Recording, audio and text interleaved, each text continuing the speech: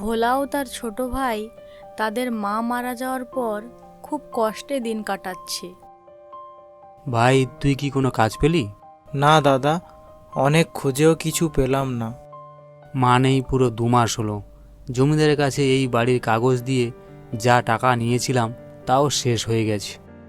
অনেক চেষ্টাও তো করলাম ওই আমাদের জঙ্গলের পাশের জমিতে চাষ করার, কিন্তু ওই জমিতে যে ঘাসও বের হয় না। জানি জানি, সব জানি, তাই তো বড় চিন্তায় পড়লাম। এদিকে কাজ পেলাম না, অন্যদিকে জমিদারের কাছ থেকে নেওয়া টাকাও শেষ। দাদা, আর 2 দিন পর তো জমিদার টাকা আনতে আসবে, তখন কি হবে? সেটাই তো চিন্তা। টাকা না দিতে পারলে ওরা মনে হয় আমাদের বাড়িটাই দখল নেবে। তাহলে তো আমাদের থাকার আর কোনো জায়গা থাকবে না। জানি না কি যে হবে।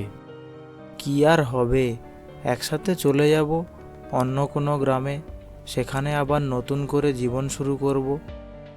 এদিকে জমিদার ভোলার বাড়ি নেওয়ার জন্য দিন গুনছে। জমিদার মশাই, খাবার তৈরি, গিন্নিমা আপনাকে খেতে ডাকছেন। চল, আজ জমিয়ে খাবো। আজ মনটা খুব খুশি। দাদা, আজকে তো জমিদারকে টাকা দেওয়ার শেষ দিন। আজ 2 দিন দুজনে না খেয়ে আছি, জমিদারকে কোথা থেকে টাকা দেব? তাহলে সত্যি আমাদেরকে চলে যেতে হবে? টাকা না দিতে পারলে আর তো কোনো উপায় নেই শিবু। আজ যদি মা থাকতো, ঠিক কিছু না কিছু উপায় করে দিত। আশা, আশা, হ্যাঁ জমিদার মশাই, বলুন। ওই ভোলা আর ওর ভাইয়ের খবর কিছু জানিস? তা শুনলাম ওরা নাকি 2 দিন না খেয়ে আছে, আর কোনো কাজ না পেয়ে ওরা খুব কষ্টে দিন কাটাচ্ছে। বাহ, খুব ভালো কথা। যেমন ভেবেছিলাম ঠিক তেমনই হচ্ছে সব কিছু। তার মানে আপনি জানতেন যে ওরা টাকা দিতে পারবে না? তুই আমার অনেক দিনের কাজের লোক, তোকে বলাই যায়। হ্যাঁ, অবশ্যই আমি জানতাম যে টাকা সময় মতো ওরা শোধ দিতে পারবে না। তাহলে আপনি টাকাটা দিলেন কেন? তখন অল্প কিছু টাকা না দিলে আজ ওদের বাড়িঘর সব কি করে পেতাম? কিন্তু এ তো ঠকানো। ওরা বিপদে পড়ে আপনার কাছ থেকে টাকা নিয়েছে। জানি জানি, গরিব মানুষ বিপদে পড়ে, তবেই না আমার লাভ হয়। তুই বুঝবি না। কালকে যাব টাকা আনতে, দেখবো ওরা এক রাতে টাকা জোগাড় করতে পারে নাকি সকাল ওই বাড়ি আমার হয়। পরদিন সকালে জমিদার চলেছে ভোলার কাছে টাকা আনতে। ভোলা, ভোলা, ভোলা ও শিবু দুজনেই বাইরে এলো। জমিদার মশাই, আমি আপনার টাকা জোগাড় করতে পারিনি, যদি আর কিছুদিন সময় দেন। না না, অসম্ভব। আমার সাথে তোর এমন কথা হয়নি ভোলা। তা ঠিক, কিন্তু আবার কিন্তু কিসের? দাদা চলো, আমরা চলে যাই। জমিদার মশাই তোমার কাছে টাকা আনতে আসেনি। আচ্ছা জমিদার মশাই, এই বাড়ি আপনার, চলো দাদা। ভোলা ও শিবু বাড়ি ছেড়ে দিয়ে যেদিকে দুচোখ যায় চলেছে তারা। কোথায় যাচ্ছি আমরা? আমিও জানি না রে। শেষমেশ দুজন সারাদিন হেঁটে এক গাছের নিচে ঘুমিয়ে পড়েছে। হঠাৎ ওপর থেকে কিছু একটা পড়ল শিবুর সামনে। শিবুর ঘুম ভেঙে যায়। দাদা, কি হলো? উপর থেকে কিছু একটা পড়লো। ওই তো দেখো, পড়ে আছে। ভোলা এগিয়ে যায় দেখার জন্য। এ তো একটা বাঁশি, তাও যদি কোনো গাছ থেকে পাকা ফল পড়তো তাহলে তোকে দিতাম। এই খিদের জ্বালায় যে আর ঘুম ধরছে না। তুমি বরং বাঁশি বাজাও, আমি ঘুমিয়ে পড়ি।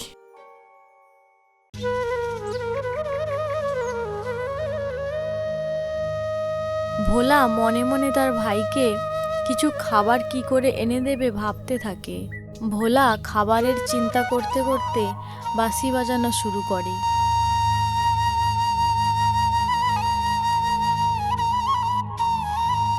হঠাৎ দেখে তাদের সামনে থালা ভর্তি খাবার সাজানো। এ কি সত্যি এত খাবার এখানে কি করে এলো? আমি তো খাবারের কথা ভাবতে ভাবতে বাঁশি বাজালাম, আর এক্ষুনি চলে এলো আমার সামনে। শিবু, শিবু, কি হলো?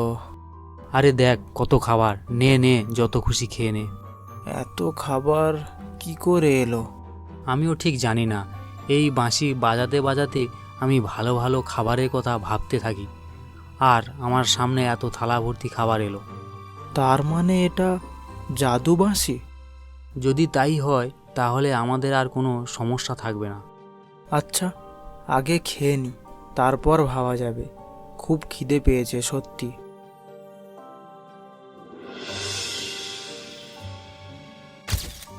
হারুর দোকান থেকে ভোলা অনেক টাকার জিনিস নিয়েছে, কিন্তু টাকা দেওয়া হয়নি। হারু ভোলার বাড়িতে গিয়েছিল, কিন্তু সেখানে তারা আর নেই। ভোলা, তোকে আমি কত খুঁজছি আর তুই এইখানে? কেন আমাকে খুঁজছো কেন? ভোলা, তোর সব কথা আমি জানি, কিন্তু আমারও যে টাকার খুব দরকার। কিন্তু আমার কাছে সত্যি এখন টাকা নেই হারু। আমার ছেলের খুব শরীর খারাপ, আজ 10 দিন কবিরাজ মশাই এসে ওষুধ দিচ্ছে, আর আমার কাছ থেকে অনেক অনেক টাকা নিয়ে যাচ্ছে। সত্যি ভোলা, আমার টাকার খুব দরকার। ভোলার কাল রাতে পাওয়া জাদু বাঁশির কথা মনে পড়ে যায়। আচ্ছা তুমি চিন্তা করো না, আজ তুমি বাড়ি গিয়ে দেখবে তোমার ছেলে একদম সুস্থ হয়ে গেছে। কিন্তু কি করে? এত কিছুর পরেও যে কবিরাজ মশাই কোনো আশা দিচ্ছেন না। কি করে, তাই তো? আচ্ছা বেশ, আমি এক্ষুনি তোমার ছেলেকে সুস্থ করে দিচ্ছি। এই কথা বলার পর ভোলা হারুর সামনে বাঁশি বাজায়, আর মনে মনে ভাবে হারুর ছেলে যেন একদম সুস্থ হয়ে যায়। আর হলোও তাই। হারুর ছেলেকে সারিয়ে তোলার কথা পুরো গ্রামে ছড়িয়ে পড়ল। কথাটা জমিদারের কানেও গেল। ভোলা আর শিবু তাদের সেই পড়ে থাকা জায়গায় দাঁড়িয়ে। সব কিছু চলে গেছে, শুধু এই জায়গাটা পড়ে আছে। এখানে একটাও ঘাস পর্যন্ত হয় না, তাই কত চেষ্টার পর আমি এই জমি কাউকে বিক্রি করতে পারিনি। আশা, আজ তোকে একটা জরুরি কাজ করতে হবে আমার জন্য। বলুন কি কাজ? আপনি আমার অনেক বিপদে সাহায্য করেছেন, আমি ভুলিনি জমিদার মশাই। বেশ বেশ, শুনেছি নিশ্চয়ই যে ওই ভিখিরি ভোলার কাছে নাকি একটি জাদুর বাঁশি আছে। হ্যাঁ, শুনেছি। তুমি যাও, ছলে বলে কিছু একটা করে ওই জাদুর বাঁশি ভোলার কাছ থেকে এনে দাও। আচ্ছা জমিদার মশাই, আমি কালকেই বেরিয়ে পড়ব।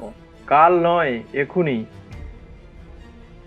আশা চলেছে ভোলার সেই জাদুবাসীর সন্ধানে। ওই জমিদার আমাদের কাছ থেকে বাড়ি কেড়ে নিয়েছে। দাদা, আমি কিন্তু জমিদারের বাড়ি চাই। জমিদারের বাড়ি? কেন? আমাদের ওই ছোট্ট বাড়িটা, ওটাই তো অনেক ভালো ছিল। তা ছিল, কিন্তু জমিদারের বাড়ি হলে ওই খারাপ লোকটি হিংসেতে জ্বলবে, আর আমি সেটাই চাই। ভোলা বাঁশি বাজায় ও জমিদারদের বাড়ির মতো বড় একটি বাড়ির ভাবনা করে। হলোও তাই।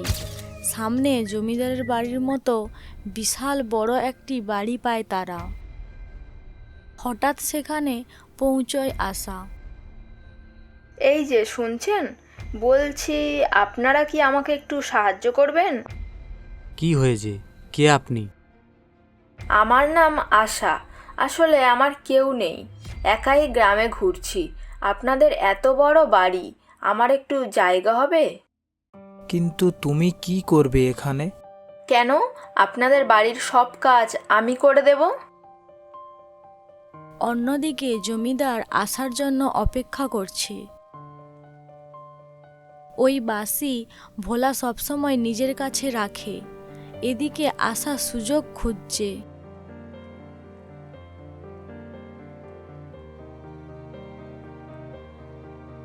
না, এই আশা সবসময় এদিক ওদিকে ঘুরে বেড়ায়। কিছু একটা ব্যাপার আছে নিশ্চয়ই। বাঁশিটাকে সাবধানে রাখতে হবে।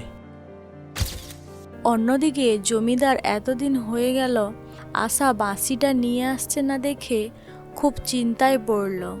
না, আশা যে আমাকে বলল সে যে করে হোক বাঁশিটা এনে দেবে, আর 2 দিন অপেক্ষা করে দেখি।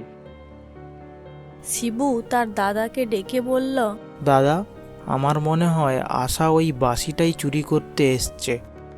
তুই কি করে জানলি? আমি খোঁজ নিয়ে দেখেছি, আশা নামে একজন জমিদারের কাছে কাজ করত। তাকে নাকি বেশ কয়েকদিন ওই গ্রামে দেখা যায়নি। কিন্তু এই মেয়েটা যে জমিদারের ওইখানে কাজ করত সেটা কি করে বুঝবো? আশা কিন্তু নিজে বলল ও এই গ্রামে নতুন। আচ্ছা, একটা উপায় আছে, দাঁড়া দেখছি। এরপর ভোলা তার বাঁশিটা বাজালো ও মনে মনে কিছু একটা ভাবে সে। রোজ দিন আমি যে বাগানের চেয়ারে বসি ওইখানে এই বাঁশিটা কাল রেখে দিস, তবে সাবধানে আশা যেন না দেখে। এই বাঁশি যে পুরো একই দেখতে তোমার ওই জাদু বাঁশির মতো। হ্যাঁ, এই নকল বাঁশিটাই সব সত্যি বের করবে। কি করে? যে এই বাঁশিটা বাজাবে সে ওইখানে জ্বলে পুড়ে শেষ হয়ে যাবে, লোভ মানুষকে শেষ করে দেবে। পরদিন সকালে আশা দেখতে পায় যে চেয়ারের ওপর সেই জাদু বাঁশিটা পড়ে আছে। আশা আর দেরি না করেই সেই বাঁশি নিয়ে সোজা পালায় জমিদারের বাড়ি। এই সব ছাদে দাঁড়িয়ে দেখছিল শিবু আর ভোলা। জমিদার মশাই অপেক্ষা করছে কখন আশা সেই জাদুর বাঁশি আনবে তার জন্য। জমিদার মশাই, এই নিন সেই জাদুর বাঁশি। এনেছিস? দে, আমাকে দে। আশা মনে মনে ভাবল, জাদুর বাঁশি নিজে পেয়ে অন্য কাউকে কেন দেব? এখন সে যা চাইবে সব কিছুই তো পেতে পারে আশা। দাঁড়ান, এত তাড়া কিসের? এসব কি হচ্ছে আশা? অনেক কাজ করেছি আপনার বাড়িতে, আর অনেক অত্যাচার করেছেন গরিবের উপর, আর নয়। আশা, পাগলামো করিস না, আমাকে দিয়ে দে বাঁশিটা। আশা আর কোনো কথা না শুনে বাজানো শুরু করে বাঁশি। আশার হাত থেকে বাঁশিটা পড়ে যায় মাটিতে, আর মাটির নিচ থেকে আগুন জ্বলে পুড়িয়ে দেয় আশাকে। এ কি হচ্ছে? আমার পুরো শরীর যে জ্বলে যাচ্ছে, বাঁচাও বাঁচাও। জমিদার অবাক হয়ে দাঁড়িয়ে দেখতে থাকে। তার চোখের সামনে যা ঘটল, এটা সত্যি নাকি কোনো স্বপ্ন?